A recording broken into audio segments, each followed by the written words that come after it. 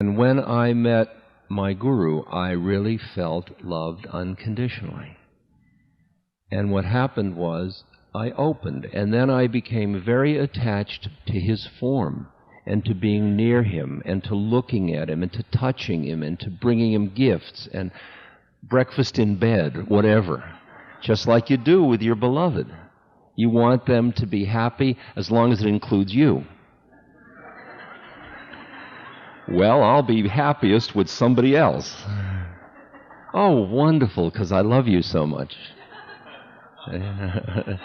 See about unconditional love? See how quickly it gets you?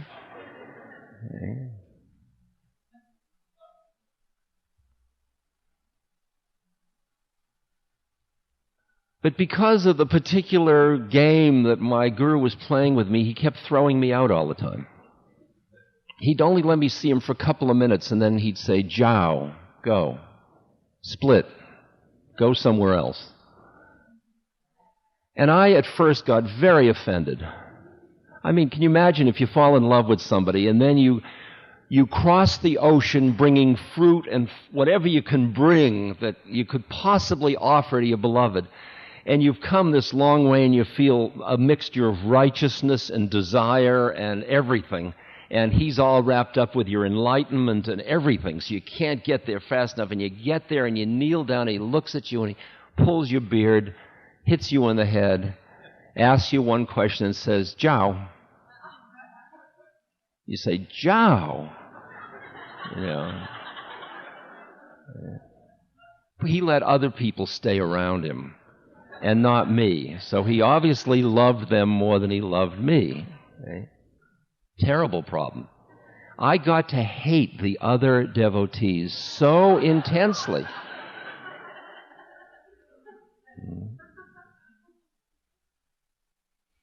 But then he took me through this trip, which most of you know that have read any of the stuff I've written. And I'm just going to take you through because it's so delicious as a teaching. Even if you've heard it, think of how many times I've heard it.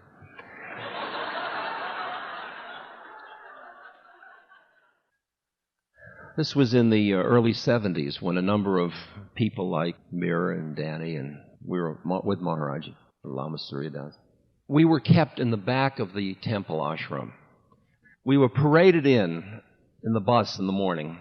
We got there, he'd be sitting outside, we'd have darshan, we'd hang around him and love him, and he'd throw fruit at us.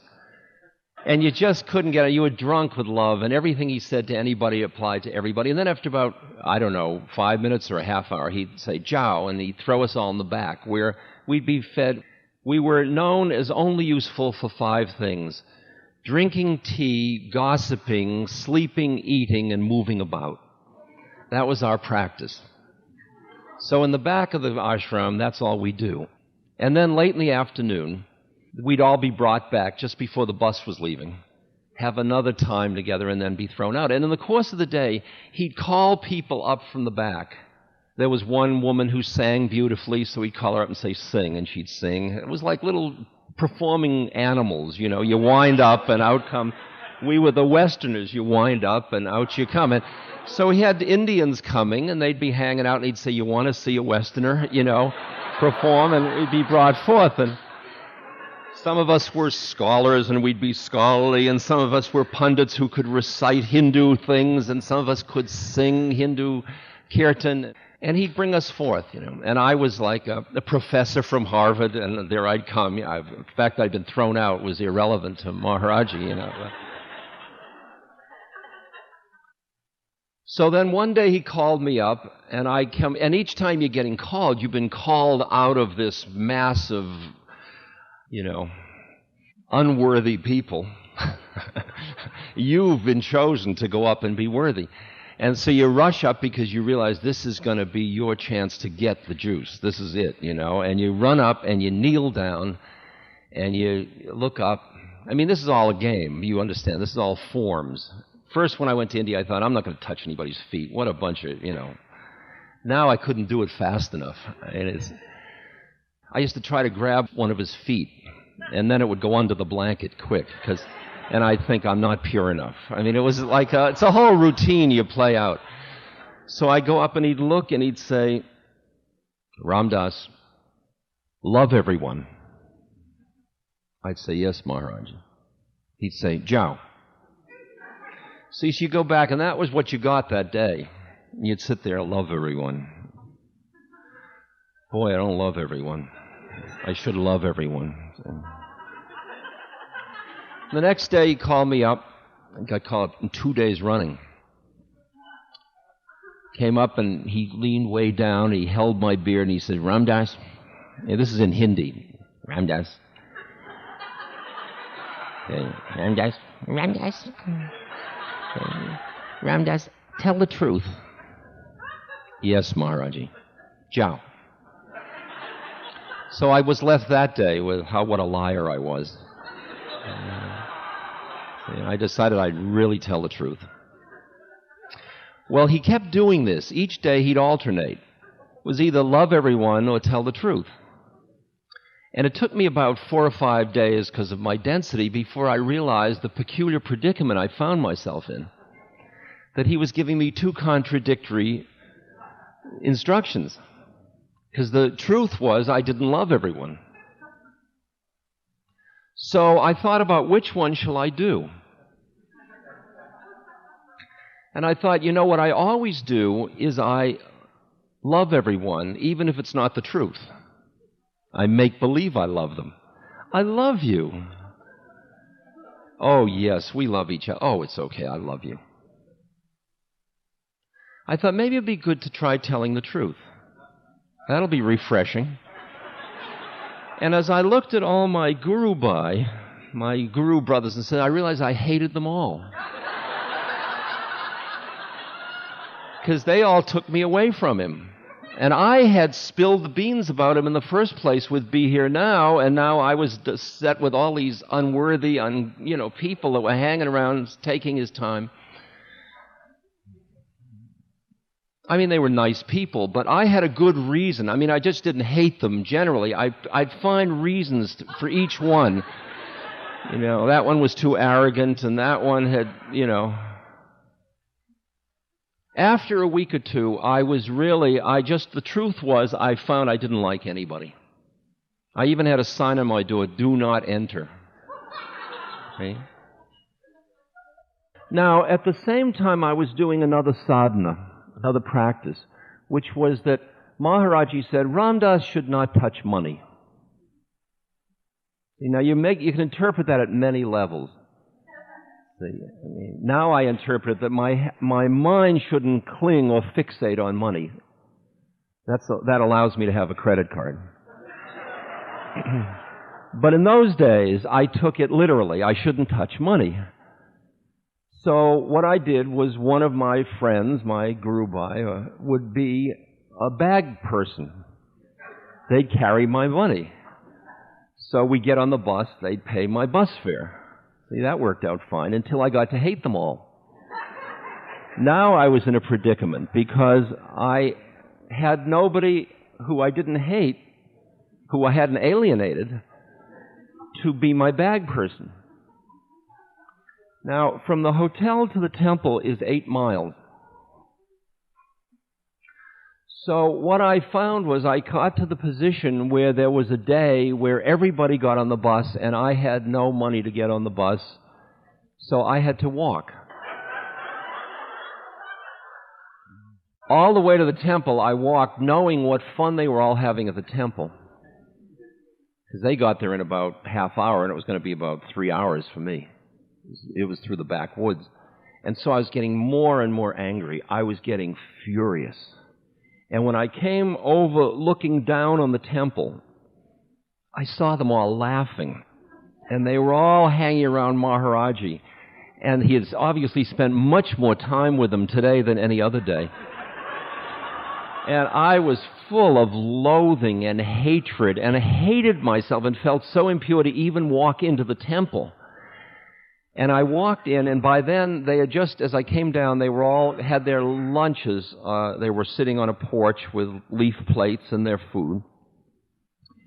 And I came in, and they might have been talking about me, I don't know, but one of the people who I especially despised came up with a leaf plate of food and offered it to me. And I took it and I threw it at him. See?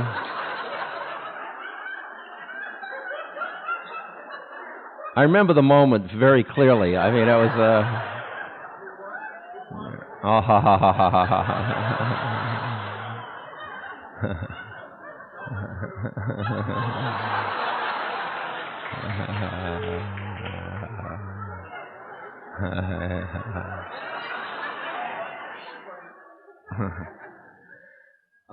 And I heard Maharaji from across the courtyard. Ramdas. Ramdas. Ramdas. And I looked over at him, and at that moment, I hated him too, right?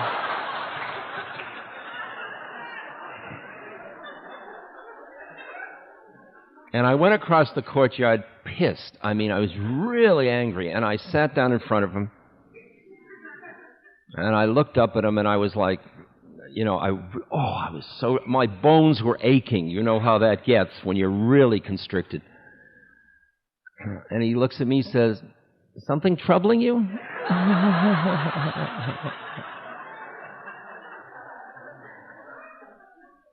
I said, "Yeah." Yeah. What is it? I said, "I hate all of them."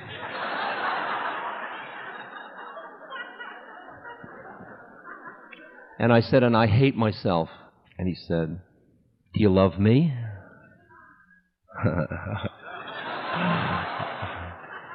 And I looked at him, and it just fell apart. I opened and I started to sob, absolutely sob. I said, "I love you." And I was sobbing, and he went and he sent for milk, and he was pouring milk down my throat, and he was patting me on the head, and I went through the whole catharsis and all of that. And then he came up to me, kind of nose to nose. He leaned over on his tucket, and he said, "I told you to love everyone." I said, "But you told me to tell the truth. And the truth is, I don't love everyone." And he leaned forward and he said to me, "Ramdas, love everyone and tell the truth."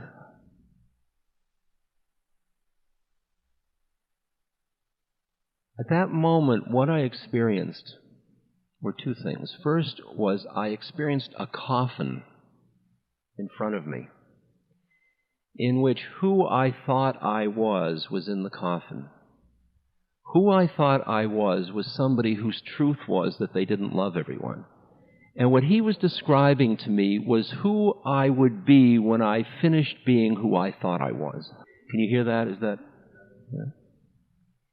And the other thing was that at that moment I turned and I looked over at my fellow Guru Bhai, sisters and brothers, and I saw that at one level I had all this righteous indignation about them, but one little flip of consciousness, and I saw how incredibly beautiful each one of them was. And I loved them so deeply. Jiao. And that was the teaching. And I realized that since that time, for 20 years, I have been learning that teaching. I have been letting, and when I realize is that when I don't feel that love for another human being, I hear Maharaji saying, "Ramdas, love everyone and tell the truth." Then he said to me afterwards, he said, "Ramdas, give up anger, and I'll help you." He didn't say, as I would say as a psychotherapist, "Let's work through your anger." He said, "Give up anger." And I took that as a spiritual charge, as a message. And that when I experienced anger, instead of trying to figure out why I experienced the anger, which kind of investing it, I would just start to do breathing and Ram and start to go into devotional practice and just let go, even though the same anger would come back up again. At one point, I was studying with a very beautiful man named Anagorika Munindra. He was a Theravadan Buddhist teacher. Lovely, lovely man. And I came to him one time, and I said to him, Munindraji, I am so angry, because I had so much anger in me for so many years, and keeping grudges, those deep things that always cut you up. Every time that person's conscious, the thought of that person goes through your head, you constrict. And he said, Ramdas, don't hold on to it. It's just old karma running off. Your anger is just old karma running off. And one of the traps that I saw that I was caught in was the trap of righteousness that I used to justify my anger. But I saw that love freed me back into the ocean and that anger didn't. And that I would rather be free than right. And that's a scary and big one. And that if somebody does an abhorrent action, I have to cultivate the capacity to, as Kabir said, and Maharaji used to quote, Kabir said, do what you do with another being, but never put them out of your heart. Do what you do with another being, but never put them out of your heart. That is a total prescription for social activists. Oppose, stand up, defy, confront. Do what you do with another person. You stop their action. You may have to imprison that person so that they don't hurt other people. You do what you must do, but you do it without closing your heart. And I don't mean the fraudulent, I didn't close my heart. I mean really the quality of do what you do, but do it always in the presence of the beloved.